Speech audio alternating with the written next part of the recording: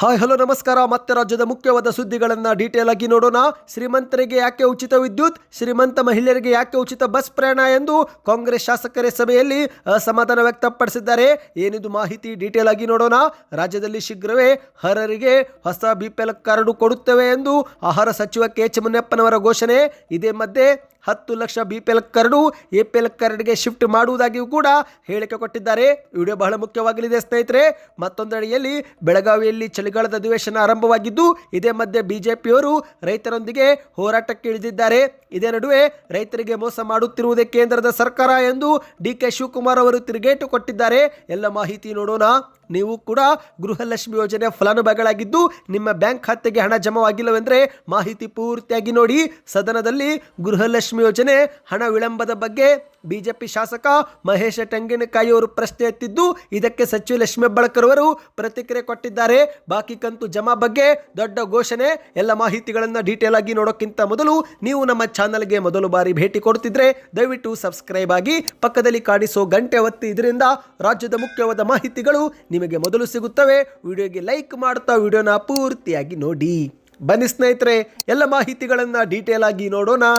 ಇಂದು ರಾಜ್ಯದಲ್ಲಿ ಕಾಂಗ್ರೆಸ್ ಸರ್ಕಾರ ನುಡಿದಂತೆ ಪಂಚ ಗ್ಯಾರಂಟಿ ಯೋಜನೆಗಳನ್ನು ಜಾರಿಗೆ ಮಾಡಿದ್ದು, ಈ ಒಂದು ಗ್ಯಾರಂಟಿ ಬಗ್ಗೆ ಮೊದಲಿಂದಲೂ ಕೂಡ ಟೀಕೆಗಳು ಕೇಳಿ ಬಂದಿವೆ. ಹೌದು, ಪಂಚ ಗ್ಯಾರಂಟಿ ಯೋಜನೆಗಳ ಆಶ್ವಾಸನೆ ಮೂಲಕವೇ ಕರ್ನಾಟಕದಲ್ಲಿ ಕಾಂಗ್ರೆಸ್ ಸರ್ಕಾರ ಚುನಾವಣೆಯಲ್ಲಿ ಬಹುಮತದಿಂದ ಅಧಿಕಾರಕ್ಕೆ ಬಂದಿದ್ದು, ಆದರೆ ಆರಂಭದಿಂದಲೂ ಕೂಡ ಗ್ಯಾರಂಟಿ ಬಗ್ಗೆ ಟೀಕೆಗಳು ವ್ಯಕ್ತವಾಗುತ್ತಲೇ ಇವೆ.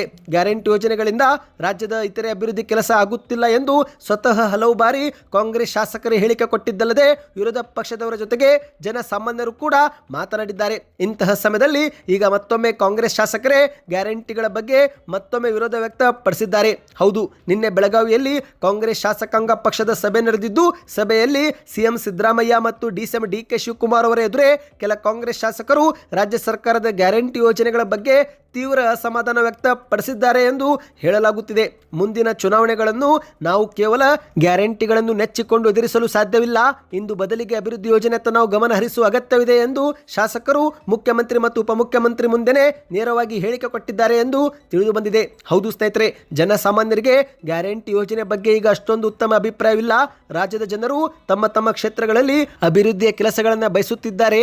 ದೇವಸ್ಥಾನಗಳ ಅಭಿವೃದ್ಧಿ, ಸಭಾಭವನ ನಿರ್ಮಾಣ, ರಸ್ತೆ, ಆಸ್ಪತ್ರೆ ಸುಧಾರಣೆ ಸೇರಿದಂತೆ ಶಿಕ್ಷಣ ಮತ್ತು ಇತರೆ ಮೂಲಭೂತ ಸೌಕರ್ಯ ಅಭಿವೃದ್ಧಿ ಕಾರ್ಯ ಬಗ್ಗೆ ಜನರು ಬಯಸುತ್ತಿದ್ದಾರೆ. ನಾವು ಕೇವಲ ಗ್ಯಾರಂಟಿ ಯೋಜನೆ ಮೇಲೆ ಅವಲಂಬಿತರಾಗಿದ್ದರೆ ಜನರಿಗೆ ಬೇಕಾದ ಇತರೆ ಮೂಲ ಸೌಕರ್ಯ ಮತ್ತು ರಾಜ್ಯದ ಅಭಿವೃದ್ಧಿ ಕಾರ್ಯ ಹಿನ್ನಡೆ ಅನುಭವಿಸುತ್ತವೆ ಎಂದು ಕಾಂಗ್ರೆಸ್ ಶಾಸಕರು ಹೇಳಿಕೆಯನ್ನು ಕೊಟ್ಟಿದ್ದಾರೆ. ಸ್ನೇಹಿತರೆ, ಹೌದು, ಶ್ರೀಮಂತ ಮಹಿಳೆಯರಿಗೂ ಯಾಕೆ ಉಚಿತ ಬಸ್ ಪ್ರಯಾಣ ಕೊಡಬೇಕು ಎಂದು ಕಾಂಗ್ರೆಸ್ ಶಾಸಕರು ಅಸಮಾಧಾನದ ಮಾತುಗಳನ್ನು ಆಡಿದ್ದಾರೆ ಎಂದು ಹೇಳಲಾಗಿದೆ. ಗ್ಯಾರಂಟಿ ಯೋಜನೆಗಳನ್ನು ಮತ್ತೊಮ್ಮೆ ಪರಿಶೀಲಿಸಿ ಕೆಲ ನಿಯಮಗಳನ್ನು ಜಾರಿಗೆ ತರಬೇಕು ಎಂದು ಹೇಳಿಕೆ ಕೊಟ್ಟಿದ್ದಾರೆ. ಬನ್ನಿ ಮತ್ತೊಂದು ಮಾಹಿತಿಗೆ ಹೋಗೋಣ ಸ್ನೇಹಿತರೆ.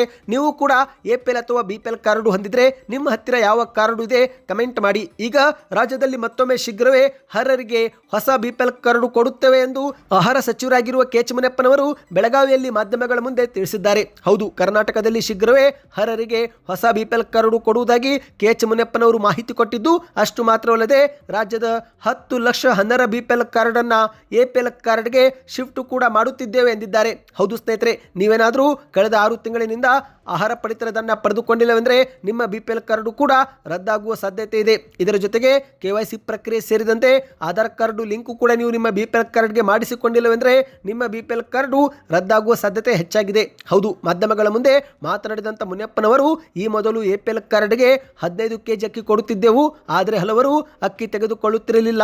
ಆದ್ದರಿಂದ ಅಂಥವರ ಕಾರ್ಡನ್ನು ಸಸ್ಪೆಂಡ್ ಕೂಡ ಮಾಡಿದ್ದೇವೆ. ಇಂದು ಕರ್ನಾಟಕದಲ್ಲಿ ಅನ್ನಭಾಗ್ಯ ಅಕ್ಕಿ ಅಕ್ರಮ ಸಂಗ್ರಹ ಮತ್ತು ಅಕ್ರಮವಾಗಿ ಮಾರಾಟ ಮಾಡಿದ ಕುರಿತಂತೆ 570 ಜನರನ್ನು ಬಂಧಿಸಲಾಗಿದ್ದು, ಒಟ್ಟು 29,600 ಕ್ವಿಂಟಲ್ ಅಕ್ಕಿಯೂ ಕೂಡ ವಶಪಡಿಸಿಕೊಂಡಿದ್ದೇವೆ. ಇದರ ಜೊತೆಗೆ 314 ವಾಹನಗಳನ್ನು ಕೂಡ ಜಪ್ತಿ ಮಾಡಿಕೊಳ್ಳಲಾಗಿದೆ ಎಂದು ಹೇಳಿಕೆ ಕೊಟ್ಟಿದ್ದಾರೆ. ಅಂದಹಾಗೆ ಸ್ನೇಹಿತರೆ, ಅನ್ನಭಾಗ್ಯ ಅಕ್ಕಿ ಏನಾದರೂ ಅಕ್ರಮವಾಗಿ ಮಾರಾಟ ಮಾಡಿದರೆ ಅಂಥವರ ವಿರುದ್ಧ ಕಾನೂನು ಕ್ರಮ ಜರುಗಿಸುವುದಾಗಿ ಕೆ.ಎಚ್. ಮುನಿಯಪ್ಪನವರು ಘೋಷಣೆ ಮಾಡಿದ್ದಾರೆ. 2026ರಿಂದಲೇ ಆಹಾರ ಕಿಟ್ ಕೂಡ ಕೊಡುವುದಾಗಿ ಹೇಳಿಕೆಯನ್ನು ಕೊಟ್ಟಿದ್ದಾರೆ. ಹೌದು, ಕುಟುಂಬದ ಸದಸ್ಯರ ಅನುಗುಣವಾಗಿ ಆಹಾರ ಕಿಟ್ ಕೊಡುತ್ತೇವೆ. ಈ ಒಂದು ಕಿಟ್ನಲ್ಲಿ ಅಡುಗೆ ಎಣ್ಣೆ ಜೊತೆಗೆ ತೊಗರಿಬೇಳೆ, ಉಪ್ಪು ಮತ್ತು ಸಕ್ಕರೆಯೂ ಕೂಡ ಇರಲಿದೆ ಎಂದು ಮಾಹಿತಿಯನ್ನು ಕೊಟ್ಟಿದ್ದಾರೆ. ಸ್ನೇಹಿತರೆ, ಬನ್ನಿ ಮತ್ತೊಂದು ಮುಖ್ಯವಾದ ಮಾಹಿತಿಗೆ ಹೋಗೋಣ.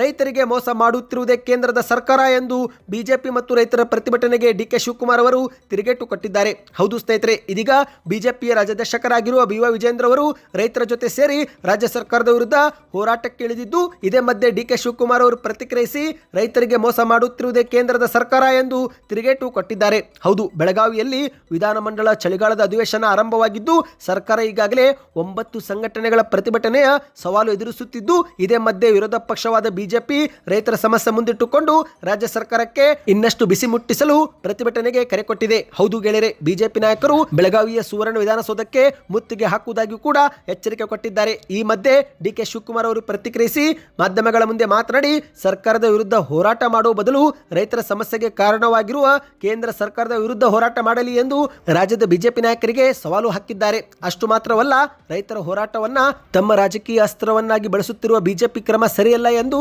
ಡಿಕೆ ಶಿವಕುಮಾರ್ ಅವರು ಖಂಡಿಸಿದ್ದಾರೆ. ರೈತರಿಗೆ ಮೋಸ ಮಾಡುತ್ತಿರುವುದು ಕೇಂದ್ರದ ಸರ್ಕಾರ, ರಾಜ್ಯದ ಅನ್ನದಾತರು ಎದುರಿಸುತ್ತಿರುವ ಸಮಸ್ಯೆಗಳಿಗೆ ಮತ್ತು ಸಂಕಷ್ಟಗಳಿಗೆ ಪರಿಹಾರ ನೀಡದಿರುವುದು ಕೇಂದ್ರದ ನೀತಿಗಳೇ ಕಾರಣ ಎಂದು ಡಿಕೆ ಶಿವಕುಮಾರ್ ಅವರು ವಾಗ್ದಾಳಿ ಮಾಡಿದ್ದಾರೆ. ಇದೇ ಮಧ್ಯೆ ರೈತರ ಬೆಳೆಗಳ ಖರೀದಿ ಕುರಿತಂತೆ ಮಾತನಾಡಿದ ಡಿಕೆ ಶಿವಕುಮಾರ್ ಅವರು, ಕೇಂದ್ರದ ಸರ್ಕಾರವು ರೈತರ ಬೆಳೆಗಳನ್ನು ಸರಿಯಾದ ರೀತಿಯಲ್ಲಿ ಖರೀದಿ ಮಾಡುತ್ತಿಲ್ಲ. ರಾಜ್ಯದ ರೈತರ ಹಿತಾಸಕ್ತಿ ನಿಜವಾಗಿಯೂ ಬಿಜೆಪಿಯವರಿಗೆ ಮುಖ್ಯವಾಗಿದ್ದರೆ ಅವರು ಮೊದಲು ತಮ್ಮ ಪಕ್ಷದ ನಾಯಕರಾದ ಪ್ರಧಾನಿ ಮತ್ತು ಸಂಬಂಧಿತ ಕೇಂದ್ರ ಸಚಿವರ ಮೇಲೆ ಬೆಳೆಗಳನ್ನು ಖರೀದಿ ಮಾಡುವಂತೆ ಒತ್ತಡ ಹಾಕಲಿ. ರಾಜ್ಯ ಸರ್ಕಾರವು ರೈತರಿಗೆ ಪರಿಹಾರ ನೀಡುತ್ತೆ, ಆದರೆ ಕೇಂದ್ರ ಸರ್ಕಾರ ರಾಜ್ಯಕ್ಕೆ ಕೊಡಬೇಕಾಗಿರುವ ಬಾಕಿ ಹಣ ಇದುವರೆಗೆ ಬಿಡುಗಡೆ ಮಾಡಿಲ್ಲ. ರೈತರಿಗೆ ಪರಿಹಾರ ನೀಡುವ ನಿಟ್ಟಿನಲ್ಲಿ ಅಗತ್ಯವಿರುವ ಅನುದಾನವನ್ನು ತಡ ಮಾಡದೆ ಬಿಜೆಪಿ ನಾಯಕರು ಕೇಂದ್ರದಿಂದ ಬಿಡುಗಡೆಗೊಳಿಸಲಿ, ಆಗ ರೈತರ ಸಮಸ್ಯೆಗಳು ಕೂಡ ತಾನಾಗಿಯೇ ಪರಿಹಾರವಾಗುತ್ತೆ ಎಂದು ಡಿಕೆ ಶಿವಕುಮಾರ್ ಅವರು ಹೇಳಿಕೆ ಕೊಟ್ಟಿದ್ದಾರೆ. ಬಿಜೆಪಿಯವರು ಮಾಡುತ್ತಿರುವ ಪ್ರತಿಭಟನೆಯು ಆಧಾರ ದುರ್ಬಲವಾಗಿದೆ. ರಾಜ್ಯ ಸರ್ಕಾರ ರೈತರ ಪರವಾಗಿಯೇ ನಿಂತಿದೆ, ನಾವು ರೈತರ ಪರವಾಗಿಯೇ ಇದ್ದೇವೆ. ಕಬ್ಬು ಮತ್ತು ಮೆಕ್ಕೆಜೋಳ ಖರೀದಿ ಪ್ರಕ್ರಿಯೆ ಈಗಾಗಲೇ ರಾಜ್ಯ ಸರ್ಕಾರವೇ ಪ್ರಾರಂಭ ಮಾಡಿದೆ. ಇಂತಿಷ್ಟು ಬೆಳೆಗಳನ್ನು ಖರೀದಿ ಮಾಡಬೇಕು ಎಂದು ಆದೇಶವೂ ಕೂಡ ಹೊರಡಿಸಿದ್ದೇವೆ ಎಂದು ಡಿಕೆ ಶಿವಕುಮಾರ್ ಅವರು ಹೇಳಿಕೆಯನ್ನು ಕೊಟ್ಟಿದ್ದಾರೆ. ವಿಪಕ್ಷಗಳು ಕೇವಲ ರಾಜಕೀಯ ಲಾಭಕ್ಕಾಗಿ ರೈತರ ಸಮಸ್ಯೆ ಬಳಸಿಕೊಳ್ಳುತ್ತಿದೆ ಎಂದು ಕಿಡಿಕಾರಿದ್ದಾರೆ. ಸ್ನೇಹಿತರೆ, ರೈತರಿಗೆ ಅನ್ಯಾಯ ಮಾಡುತ್ತಿರುವುದೇ ಕೇಂದ್ರ ಸರ್ಕಾರದ ನೀತಿಗಳು ಮತ್ತು ಅನುದಾನ ಬಿಡುಗಡೆ ಮಾಡದಿರುವ ನಿರ್ಧಾರಗಳು ಎಂದು ಮಾಧ್ಯಮಗಳ ಮುಂದೆ ವಾಗ್ದಾಳಿ ಮಾಡಿದ್ದಾರೆ. ಬನ್ನಿ ಮತ್ತೊಂದು ಮುಖ್ಯವಾದ ಮಾಹಿತಿಗೆ ಹೋಗೋಣ ಸ್ನೇಹಿತರೆ. ನೀವು ಕೂಡ ಗೃಹಲಕ್ಷ್ಮಿ ಯೋಜನೆ ಫಲಾನುಭವಿಗಳಾಗಿದ್ದರೆ ನಿಮ್ಮ ಬ್ಯಾಂಕ್ ಖಾತೆಗೆ ಎಷ್ಟು ತಿಂಗಳಿನಿಂದ ಹಣ ಜಮಾವಾಗಿಲ್ಲ ಕಮೆಂಟ್ ಮಾಡಿ. ಇದೀಗ ವಿಧಾನಸಭೆಯ ಚಳಿಗಾಲದ ಅಧಿವೇಶನದಲ್ಲಿ ಈ ಒಂದು ಗೃಹಲಕ್ಷ್ಮಿ ಯೋಜನೆ ಹಣ ಯಾಕೆ ವಿಳಂಬವಾಗುತ್ತಿದೆ ಮತ್ತು ಯಾಕೆ ಜಮೆ ಆಗುತ್ತಿಲ್ಲ ಎನ್ನುವ ಬಗ್ಗೆ ಬಿಜೆಪಿಯ ಶಾಸಕ ಮಹೇಶ್ ತೆಂಗಿನಕಾಯಿಯವರು ಪ್ರಸ್ತಾಪ ಮಾಡಿದ್ದು, ಸಚಿವ ಲಕ್ಷ್ಮೀ ಹೆಬ್ಬಾಳ್ಕರ್ ಅವರಿಗೆ ಪ್ರಶ್ನೆ ಮೇಲೆ ಪ್ರಶ್ನೆ ಮಾಡಿದ್ದಾರೆ. ಹೌದು ಗೆಳೆಯರೆ, ಸದನದಲ್ಲಿ ಗೃಹಲಕ್ಷ್ಮಿ ಕಂತಿನ ವಿಳಂಬ ಬಗ್ಗೆ ಗದ್ದಲದ ಮಾತುಗಳು ಶುರುವಾಗಿವೆ. ಗಮನ ಸೆಳೆಯುವ ಸೂಚನೆಯಡಿಯಲ್ಲಿ ಶಾಸಕ ಮಹೇಶ್ ತೆಂಗಿನಕಾಯಿ ಅವರು ಎದ್ದು ನಿಂತು ಗೃಹಲಕ್ಷ್ಮಿ ಯೋಜನೆ ಹಣ ಯಾಕೆ ಜಮೆ ಆಗುತ್ತಿಲ್ಲ, ವಿಳಂಬಕ್ಕೆ ಕಾರಣ ಏನು ಎಂದು ಪ್ರಶ್ನೆಯನ್ನು ಮಾಡಿದ್ದಾರೆ. ಅಷ್ಟು ಮಾತ್ರವಲ್ಲ, ಫೆಬ್ರವರಿ ಮತ್ತು ಮಾರ್ಚ್ನಲ್ಲಿ ಹಣವನ್ನೇ ಹಾಕಿಲ್ಲ ಎಂದು ಆರೋಪವನ್ನು ಮಾಡಿದ್ದಾರೆ. ಈ ಒಂದು ಪ್ರಶ್ನೆಗಳಿಗೆ ಎದ್ದು ನಿಂತು ಉತ್ತರ ಕೊಟ್ಟಂತ ಲಕ್ಷ್ಮೀ ಹೆಬ್ಬಾಳ್ಕರ್ ಅವರು, ಹಾಗೇನೂ ಇಲ್ಲ, 44,000 ಕೋಟಿ ರೂಪಾಯಿ ಹಣವನ್ನು ಗೃಹಲಕ್ಷ್ಮಿ ಯೋಜನೆ ಫಲಾನುಭವಿಗಳಿಗೆ ಇಲ್ಲಿವರೆಗೆ ಹಾಕಲಾಗಿದೆ. ಆಗಸ್ಟ್ ತಿಂಗಳವರೆಗಿನ ಅಂದರೆ 23 ಕಂತುಗಳು ಫಲಾನುಭವಿಗಳಿಗೆ ಜಮೆ ಆಗಿದೆ. ಪ್ರತಿ ಮಹಿಳೆಯರಿಗೆ 46,000 ರೂಪಾಯಿ ಹಣ ಹಾಕಿದ್ದೇವೆ.